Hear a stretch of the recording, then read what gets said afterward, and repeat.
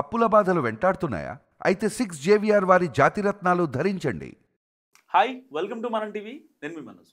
కుప్పానికి దాదాపు దశాబ్దాల కాలం తర్వాత నీరు వెళ్ళింది. సో మరి ఇప్పుడు కూటమి సర్కార్కి థ్యాంక్స్ చెప్పాలా ఆ ప్రాంత ప్రజలు, లేదంటే వైసీపీకి చెప్పాలి? వైసీపీ కోట్ చేస్తుంది ఏంటంటే మేము ఎంతో కొంత ఎగ్జిక్యూట్ చేశాం కాబట్టే అక్కడ ఇవాళ నీళ్లు వెళ్ళగలిగే అనేది వైసీపీ చెప్తుంది. కానీ కూటమి సర్కార్ ఎవరికి క్రెడిబిలిటీ ఇవ్వాలనే దాంట్లో ప్రజలు ఇప్పుడు సందిగ్ధంలో ఉన్నారు. మాట్లాడదాం. మనతో పాటు కట్టా కార్తీక్ గారు ఉన్నారు. ఆయన అడిగి మరిన్ని విషయాలు తెలుసుకుందాం. నమస్కారం అండి. నమస్కారం. ఎవరికి క్రెడిట్ ఇవ్వాలంటే ఏం చెప్తారు? నిజానికి అది కుప్పం ప్రజలకి వాటర్ వచ్చాయి. అక్కడ వేలాదిగా ప్రజలు పండుగ చేసుకుంటూ ఉన్నారు. రంజాను, క్రిస్టమస్, సంక్రాంతి 3 పండుగలు, 3 మతాలకు సంబంధించిన 3 పండుగలు ఒకేసారి కలిపొస్తే ఎలా ఉంటుందో అక్కడ ప్రజలు చూస్తూ ఉన్నారు. మామూలుగా కుప్పం ప్రజలు ఏంటంటే ఓ రకంగా వెనకబాటుకు గురైనటువంటి వాళ్ళు. ఒక రాష్ట్రం బోర్డర్లో ఉంటారు.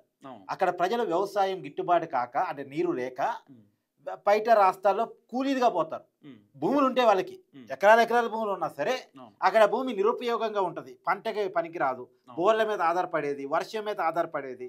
దాదాపు 1,70,000 ఎకరాలు కుప్పంలో ఉంటే 50,000 ఎకరాలకు మించి పంట సాగు ఎప్పుడు కాదు. అది కూడా ఏంటి, వాతావరణం మీద, బోర్ల మీద ఆధారపడే పంటలు బొప్పాయి, వేరుశెనగ, బంగాళదుంప ఇలాంటి పంటలు మాత్రమే అక్కడ పండిస్తారు. మెజార్టీ అక్కడ రైతాంగం అంతా కూడా కూలీలుగా మారి తమిళనాడుకి, కర్ణాటకకి వలస వెళ్ళి అక్కడ పని చేస్తూ ఉంటారు. కానీ ఎప్పుడైతే చంద్రబాబు నాయుడు గారు ముఖ్యమంత్రి బాధ్యతలు తీసుకున్నారో, సెకండ్ టైం సీఎం అయిపోయినప్పుడు ఉమ్మడి రాష్ట్రంలోనే ఏదో ఒకటి కుప్పానికి వాటర్ ఇచ్చేలా ప్లాన్ చేయాలని ప్రణాళికలు చేశారు. కానీ 2004లో అధికారం పోయిన తర్వాత అది అక్కడే ఆగిపోయింది.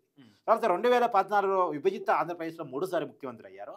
వెంటనే అక్కడ ప్రజలకి ముందు, ఎందుకంటే శ్రీశైలం ప్రాజెక్టు, కృష్ణా జలాలు చాలా దూరం, వందలాది కిలోమీటర్ల దూరం. అక్కడ తీసుకుపోవడం అంటే చాలా పెద్ద టాస్క్. ముందైతే అక్కడ ప్రజలు చైతన్యవంతం చేసి బిందు సేద్యం, సూక్ష్మ సేద్యం ఇలాంటి అవగాహన కార్యక్రమాలు కల్పించి అక్కడున్న వాటర్ని, వాతావరణం వర్షాలు కురిసినప్పుడు ఏ రకంగా స్టోర్ చేసుకోవాలి, దాన్ని ఏ రకంగా వాడుకోవాలి, వీటి మీద చైతన్యం తీసుకొచ్చి టెక్నాలజీ బేస్డ్ వ్యవసాయాన్ని స్టార్ట్ చేశారు. అప్పట్లో ప్రజలకి కొంత వ్యవసాయం మీద ఇంట్రెస్ట్ కలగడం స్టార్ట్ అయింది. అయితే లాంగ్ రన్ ప్లాన్గా ఎట్టి పరిస్థితుల్లో శ్రీశైలం ప్రాజెక్టు, హంద్రీనీవా కాలువ ద్వారా కుప్పం, పొంగనూరు, మదనపల్లి, ఈవెందో రాయలసీమలో పులివెందుల అంటే వాళ్ళ రాజకీయ ప్రత్యర్థి ప్రాంతం అయినప్పటికీ కూడా పులివెందులకు కూడా వాటర్ తీసుకువెళ్ళాలని ప్లాన్ చేశారు. పులివెందులకు వాటర్ ఇస్తానని ఎప్పుడో చంద్రబాబు గారు ప్రామిస్ చేశారట అక్కడ పోయినప్పుడు. అందుకని చెప్పేసి అప్పట్లో నీకు గుర్తుందా, సతీష్ రెడ్డి అని ఇప్పుడు వైసీపీలో ఉన్నాడు, కాబట్టి టీడీపీలో ఉన్నాడు, అక్కడ నుంచి వరకు ఇన్ఛార్జ్. నేను గడ్డం పెంచుకున్నా, నీరు వచ్చాకే గడ్డం తీస్తా అని చెప్పేసి అప్పట్లో ప్రామిస్ చేశాడు. నీకు గుర్తుందా? అప్పుడు 2014లో టీడీపీ గవర్నమెంట్ వచ్చిన తర్వాత పులివెందులకు వాటర్ పోయినాయి. పులివెందులకు వాటర్ వచ్చిన తర్వాతే అక్కడ గడ్డం చేసుకుని స్టార్ట్ చేశాడు. ఇప్పుడు అతను వైసీపీలో ఉన్నాడు. కానీ మొన్న కూడా పులివెందులు అడిచినప్పుడు చాలా గ్రామాలకు వాటర్ ఇచ్చింది టీడీపీ గవర్నమెంట్. దశాబ్దాలుగా పులివెందులకి వాటరే లేకుండా ఇబ్బంది పడతా ఉంటే రాజశేఖర రెడ్డి కుటుంబం ఆ నిజవర్గాన్ని దశాబ్దాల తరబడి తమ హోల్డింగ్లో ఉంచుకున్నా సరే, ఏమీ చేయకపోయినా సరే, టీడీపీ ప్రభుత్వం, చంద్రబాబు నాయుడు అక్కడికి పులివెందులకు వాటర్ ఇచ్చాడు. తమ రాజకీయ ప్రత్యర్థి ప్రాంతానికి కూడా వాటర్ ఇచ్చాడు. ఇవాళ రాయలసీమ అంతా కూడా హారతులు పలుకుతూ ఉంది. ఇప్పుడు నీకు వాటర్ పండుగ ఏందన్నా అనుకోవచ్చు, నీకు అన్ని అవసరాలు తీరుతున్నాయి కాబట్టి వాటర్ రావడం పండుగలు అనిపించకపోవచ్చు, ఇంత పెద్ద ఎత్తున దీనికి ఎక్స్పోజ్ ఇవ్వాల్సిన అవసరం లేకపోవచ్చు. కానీ దాహర్తిలో ఉన్నవాడికి, చనిపోవటానికి దగ్గరగా ఉన్నవాడికి తీసుకుపోయి ఒక గ్లాసు వాటర్ పోయి, గ్లాస్ దాకా బుక్క వాటర్ పోయి లేచి కూర్చుంటే దండం పెడతాడు. వాడికి అది పండగ గ్లాసు వాటర్ ఇస్తే. ఇప్పుడు కుప్పంలో అలాంటి పరిస్థితి. అలాంటి ప్రాంతానికి దాదాపు 736 కిలోమీటర్లు ప్రవహించేసి కేబీసీ ద్వారా కుప్పానికి వాటర్ ఇస్తున్నారు. కుప్పం బేసిన్ కాలువ ద్వారా వాటర్ ఇస్తున్నారు. దీనికి దాదాపుగా 600 కోట్ల రూపాయల పైన ఖర్చు పెట్టారు కేబీసీ కాలువ, కేబీసీ కెనాల్కి. వాస్తవానికి హంద్రీనీవా కాలువ ద్వారా మొత్తం హంద్రీనీవా ప్రాజెక్టు, హంద్రీనీవా ద్వారా కేబీసీ మెయిన్ కాలువ, తర్వాత దానికి మిగతా కెనాల్స్ మొత్తం కలిపి పొంగనూరు కెనాలు ఇవన్నీ కలిపి 17,000 కోట్ల అంచనాతోటి హంద్రీనీవా ప్రాజెక్ట్ చేపట్టారు.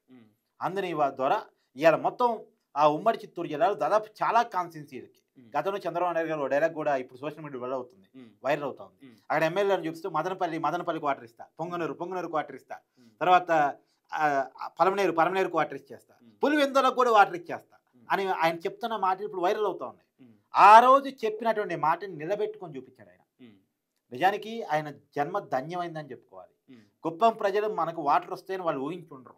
దాదాపు బోర్డర్ కదా, అది దారితే రాష్ట్రం దాటిపోయినట్టే లెక్క.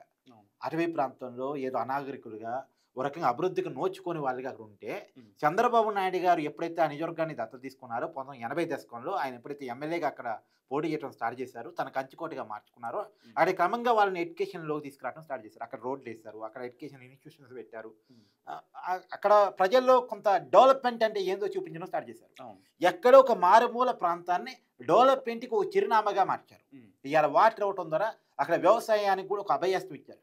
ఇక రాబోయే కాలంలో అక్కడ ప్రజలు భయపడాల్సిన అవసరం లేదు, ఉమ్, వాతావరణం మీద వర్షం మీద ఆధారపడాల్సిన అవసరం లేదు. ఉమ్, మామూలుగా ఇప్పటి వరకు అక్కడ ఉంది ఏంటంటే ఉమ్, వర్షం పడితే గ్రౌండ్ వాటర్ కొద్దిగా ఉన్న వస్తే బోర్ల మీద ఆధారపడి వ్యవసాయం చేస్తుంటారు. ఉమ్, ఇప్పుడు జరిగేది ఏంది, దాదాపు 4 చిన్న కాలువలు పెద్ద కాలువలు కలిపి 400 పైన కాలువలు నిండిపోతున్నాయి. ఉమ్, కాలువలు నిండి అంటే గ్రౌండ్ వాటర్ పెరిగింది. ఉమ్, గ్రౌండ్ వాటర్ పెరిగింది అంటే దాదాపు automatic గా- 3-4 నెలల పాటు మోటార్స్ అన్నీ ఆడతాయి, అవును.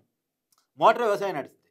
ఇప్పుడు ఆ 400 పైన కాలువలు నింపటం ద్వారా ఉమ్, గ్రౌండ్ వాటర్ పెంచడం, ఉమ్, దాదాపు వందలాది మోటార్లకి అవకాశం ఇచ్చి దాదాపు 12,000 ఎకరాలు డైరెక్ట్గా సాగవుద్ది. ఉమ్, తర్వాత బోర్లకు అవకాశం, ఉమ్, దాని ద్వారా మిగతా వ్యవసాయం వ్యవసాయం సాగుతుంది. జరుగుతుంది. తర్వాత 4 లక్షల మందికి మంచినీరు, ఉమ్, దీని ద్వారా 4 లక్షల మందికి మంచినీరు. అర్థం చేసుకో ఇక. ఉమ్, అంటే ఇంత పెద్ద ప్రాజెక్టు లక్షలాది మంది దాహత్యం తీర్చి ఉమ్, వేలాది ఎకరాల దాహత్యం తీర్చేటువంటి ఒక గొప్ప పెద్ద ప్రాజెక్టుకి ఉమ్, ఇవాళ దాని స్వరూపం ఉమ్, ఇవాళ వచ్చింది. నిజానికి ఇది ఇప్పుడు 2019లోనే కుప్పానికి వాటర్ రావాలి. ఉమ్, దురదృష్టం కొద్ది 2019లో చంద్రబాబు గారు ఓడిపోయాడు. ఉమ్, ఎప్పుడైతే ఒక పని అయిపోతుంది అనుకుంటారో అప్పుడు ఆయన ఓడిపోతాడు. అవును. 85% పనులు పూర్తి చేశాడు. ఉమ్, అందరి నుంచి main canal, KBC canal, Punganur canal, వీటికి సంబంధించిన దాదాపు పనులు 80% ముగిసిపోయాయి. ఉమ్, జగన్మోహన్ రెడ్డి వచ్చాడు. జగన్మోహన్ రెడ్డి ఏం చెప్పాడు, నేను మిగతాయి కంప్లీట్ చేస్తాను. అంతకుముందు కోర్టు కేసు వేసినోడు, దాన్ని ఆపడానికి ట్రై చేసినోడు, నేను పూర్తి చేస్తా అన్నాడు. సరే పూర్తి చేస్తే మంచిదేగా, ఎవరు పూర్తి చేస్తే మంచిదేగా, ప్రజలకు వాటర్ కావడం కదా కావాలి. కానీ జగన్మోహన్ రెడ్డి పట్టించుకోవడం వదిలేశాడు. ఉమ్, వాటర్ ట్యాంకుల ద్వారా కొన్ని నీళ్లు డంపింగ్ చేసి ఇదిగో నేను కుప్పానికి వాటర్ ఇచ్చాను, కుప్పం మున్సిపల్ ఎన్నికలప్పుడు ఒక ప్రచారం చేసుకునే ప్రయత్నం చేశాడు. ఉమ్, అది కానీ లోకల్ అది- బాడీ ఎలక్షన్స్. అది ఫెయిల్ అయిపోయింది basically. ఆ ఒక్క పూటకే, ఉమ్, ఆ ఒక్క పూటకి, ఆ ఒక్క రోజుకి, ఆ ఒక్క ఇక కొద్దిసేపటికి మాత్రమే, కొన్ని రోజులకి పరిమితమైనటువంటి. ఉమ్, కానీ ఇది అలా కాదు. ఇప్పుడు నువ్వు గనక 400 కాలువలు నిండాయి కదా, ఉమ్, ఈ ప్రభావం ఒక 3-4 నెలల పాటు ఉంటుంది. easy. ఈ 3-4 అంటే ఈ పంటకు ఉంటుంది. ఉమ్, ఈ పంట మొత్తం కూడా వాటర్తో ఇబ్బంది లేకుండా నడిచిపోతుంది. ఉమ్, తర్వాత మళ్ళీ నెక్స్ట్ పంటకు వచ్చేసరికి మళ్ళీ వాటర్ వాళ్ళకి వదలాల్సినటువంటి పరిస్థితి వస్తుంది. Yeah. కనీసం ఒక పంటనైతే సాటిస్ఫాక్షన్గా వాళ్ళు పండించుకోవాలి. ఉమ్, ఏ పంట కావాలంటే ఆ పంట. గతంలో అక్కడక్కడ పత్తి పండేది, ఇప్పుడు మంచిగా వాళ్ళు పత్తి పండించుకోవచ్చు, ఉమ్, ఆ తర్వాత వరి పండించుకోవచ్చు. ఉమ్, సో ఇప్పుడు కుప్పం ప్రజలు తమకున్న భూముల్లో వ్యవసాయం చేసుకోవడానికి పరిస్థితిలోకి వాళ్ళు వెళ్ళగలిగారు. నాట్ ఓన్లీ కుప్పం, మళ్ళీ చంద్రబాబు నాయుడు గారి నియోజకవర్గానికి ఇచ్చారనుకోవడం కూడా తప్పు. ఉమ్, మదనపల్లికి ఇచ్చారు, పొంగనూరుకి ఇచ్చారు. పొంగనూరు ఎవరిది, పెద్దిరెడ్డి రామచంద్రరెడ్డి. అవును. అది చంద్రబాబు నాయుడు గారు రాజకీయ ప్రత్యర్థి, ఉమ్మడి చిత్తూరు జిల్లా. అవును. అలా రాజకీయ ప్రత్యర్థి నియోజకవర్గాన్ని కూడా ఇచ్చారు. పీరేరు ఉమ్, ఎవరిది, కిరణ్ కుమార్ రెడ్డి సొంత నియోజకవర్గం. అప్పుడు కిషోర్ కుమార్ రెడ్డి వాళ్ళ టీడీపీ ఎమ్మెల్యే ఉన్నాడు, వాళ్ళ అవును. బ్రదరు ఉమ్, టీడీపీ జాయిన్, వాళ్ళ నియోజకవర్గానికి ఇచ్చాడు. పలమనేరు, పీరేరు, పొంగనూరు, ఉమ్, మదనపల్లి, కుప్పము, యువతలు వస్తే పులివెందల, ఉమ్, ఎంత నంద్యాల, ఉమ్, నంద్యాలకి అక్కడ వాటర్ వదిలాడు. సో రాయలసీమ, ఇప్పుడు ఇందిరా సినిమాలో పాట ఉంటుంది, ఒక వర్షం పడితే అక్కడ డాన్స్ వేసుకుంటూ పాటలు పాడతారు. నిజంగా రాయలసీమ పరిస్థితి అదే.